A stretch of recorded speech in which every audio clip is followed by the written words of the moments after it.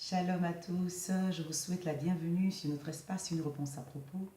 Je suis Pasteur Armel et je bénis le Seigneur qui nous donne la grâce de pouvoir partager ces moments ensemble, le temps d'édification, les temps de lumière, afin d'être encouragés dans tous les défis de notre vie.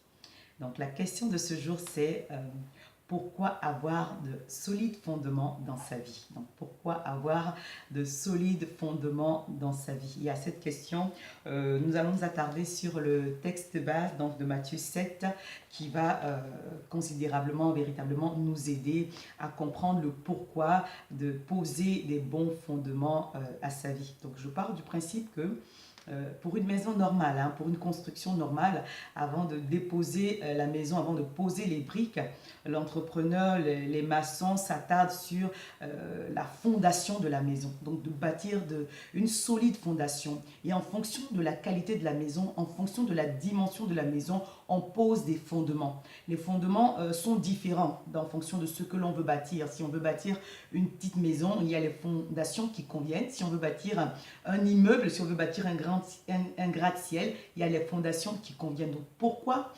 poser de bons fondements à sa vie, en sorte que lorsqu'on va déposer la maison dessus, elle puisse être solide, elle puisse tenir, elle puisse être magnifique. Donc on va lire notre texte, permettez-moi, on va lire notre texte donc dans Matthieu 7. Je vais lire quelques versets. Matthieu 7 à partir du verset 24. La Bible nous dit « C'est pourquoi quiconque entend ces paroles que je dis et les met en pratique sera semblable à un homme prudent qui a bâti sa maison sur le roc. » Donc la Bible juge une personne qui entend la parole de Dieu et qui la met en pratique d'une personne prudente, d'une personne qui manifeste de la sagesse. La suite au verset 25, « La pluie est tombée, les torrents sont venus, les vents ont soufflé et se sont jetés contre cette maison. Elle n'est point tombée parce qu'elle est fondée sur le roc. » Donc la personne qui entend la parole de Dieu et qui la met en pratique, elle est semblable à une maison qui a les secousses de la pluie, du vent, des torrents, des situations de la vie difficiles. Mais cette maison, elle résiste. Pourquoi? Parce qu'à la base, elle est fondée sur le roc. Et quel est ce roc-là? C'est la parole de Dieu. Parce que le fait d'entendre la parole de Dieu, le fait de mettre la parole de Dieu en pratique, nous donne de bâtir notre vie sur le roc de la parole, parce qu'elle est le fondement, celle qui libère la puissance de Dieu dans notre vie. Donc, au contraire, pour une personne qui entend cette parole et qui ne les met pas en pratique, la Bible dit qu'elle est semblable à un insensé, à un fou.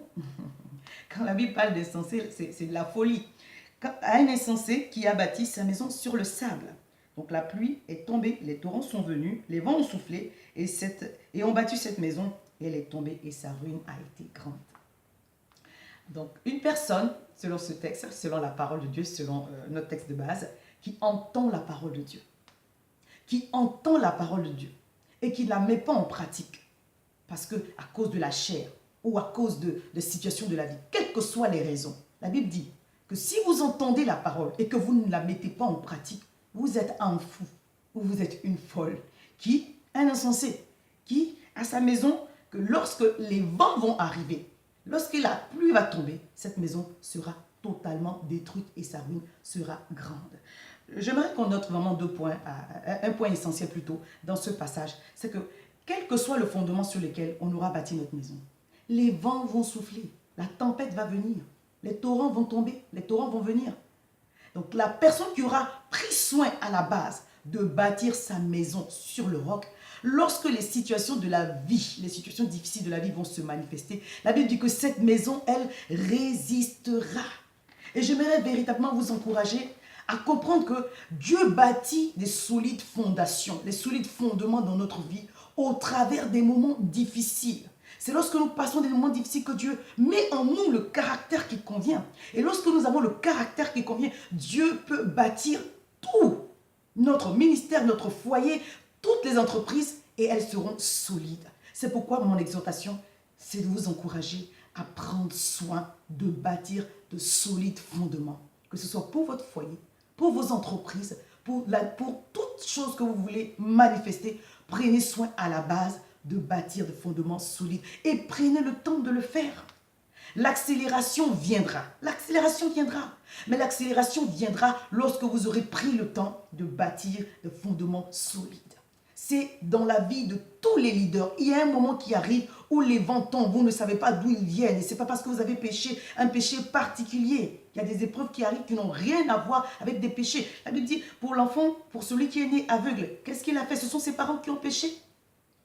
Il y a des situations qui arrivent dans votre vie que Dieu permet en sorte de vous forger un caractère de vainqueur. Et c'est parce que vous confrontez la situation que Dieu peut mettre en vous le caractère de vainqueur. Et à partir de ce moment-là, le Seigneur peut bâtir juste une maison formidable, une maison belle, une maison solide. Donc c'est très très important. Et pour moi, l'un des fondements dont la parole parle pour bâtir sa maison de façon solide, c'est la sagesse. Quand on regarde dans la vie, je vais prendre 3 exemples, dans la vie de Daniel et de ses compagnons, lorsqu'ils ont pris ce temps de consécration devant Dieu, le Seigneur les a équipés de la science, dans Daniel 1, verset 17, de la science, de l'intelligence et de la sagesse. Donc la science, c'est la connaissance. La connaissance, ils étaient déjà en train d'apprendre le chaldéen et Dieu leur a augmenté de façon divine la connaissance. L'intelligence, c'est la capacité de comprendre les choses. Donc c'est la compréhension des choses. Et la sagesse, c'est le comment. Lorsque vous avez la science, l'intelligence et la sagesse, bien aimé, vous êtes en train de donner des fondements solides à votre vie pour réussir toutes les entreprises. À partir du moment où vous êtes équipé de la sorte bien aimée, il n'y a pas de raison que vous ne réussissiez pas. On voit cette même grâce dans la vie de Salomon. Lorsque, à la mort de son père David, il devait prendre le leadership donc du peuple, la Bible dit que Dieu lui a apparu en songe. Le Seigneur lui a demandé, demande-moi ce que tu veux. Il avait fait des holocaustes, il avait fait des sacrifices, et il était dans la disposition véritablement de recevoir quelque chose de la part de l'Éternel. Et Dieu lui a dit, demande-moi ce que tu veux. Et Salomon de demander l'intelligence pour guider le peuple. L'intelligence pour conduire le peuple. Et non seulement Dieu lui a donné l'intelligence, qui a la capacité de comprendre les choses pour pouvoir guider les personnes, Dieu lui a donné l'intelligence, Dieu lui a donné la sagesse, Dieu lui a donné en plus la gloire et les richesses. En réalité, c'est la base. C'est l'intelligence et la sagesse qui ouvrent la porte à toutes les autres grâces. Et parce que Dieu lui a donné cette intelligence pour conduire le peuple, les richesses et la gloire se sont manifestées, donc tout naturellement. Et le dernier exemple, c'est celui de notre Seigneur Jésus, dans Luc 2, verset 52, qui dit que Jésus croissait en stature, en grâce, en sagesse. Donc en sagesse d'abord, en stature et en grâce, devant Dieu et devant les hommes. Lorsque vous êtes en train de croire d'une façon à poser de bons fondements dans votre vie, c'est vrai, véritablement devant Dieu, mais c'est aussi devant les personnes qui vous entourent.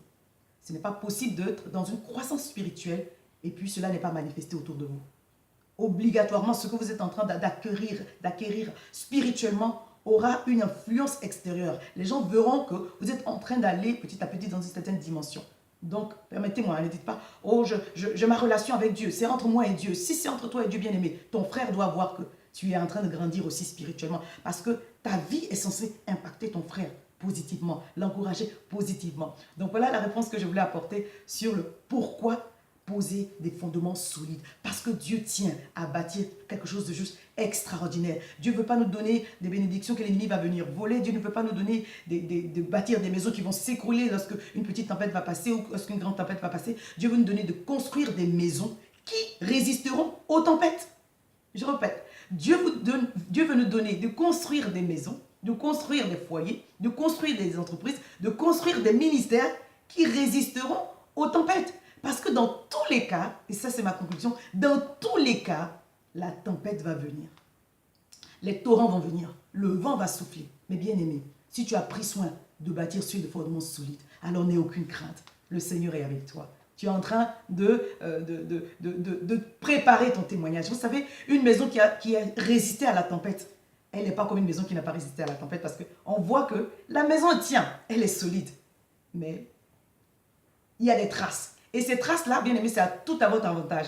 Parce que vous avez un témoignage. Vous n'êtes pas en train d'inventer. Vous êtes en train de dire ce que vous avez vécu. Parce que le Seigneur vous a donné de résister à la tempête et de voir sa gloire se manifester. Comme les gens le monde disent, ce qui ne vous tue pas vous rend fort. Donc je vous encourage à persévérer dans la construction des fondements solides à votre vie. Prenez le temps de cela et l'accélération viendra pour vous propulser dans votre destinée. Je vous souhaite à vous tous d'être encouragés par cette exhortation, que le Seigneur vous bénisse et prenez soin, comme je le dis, de vous remplir de la connaissance qui convient et vous recevrez l'intelligence divine et la sagesse divine. Donc votre niveau de révélation grandira pour vous conduire là où le Seigneur veut vous envoyer pour sa gloire au nom de Jésus. Pour terminer, donc je vous invite demain, vendredi 14 juillet pour la formation sur comment activer la foi qui sera disponible donc sur mon site.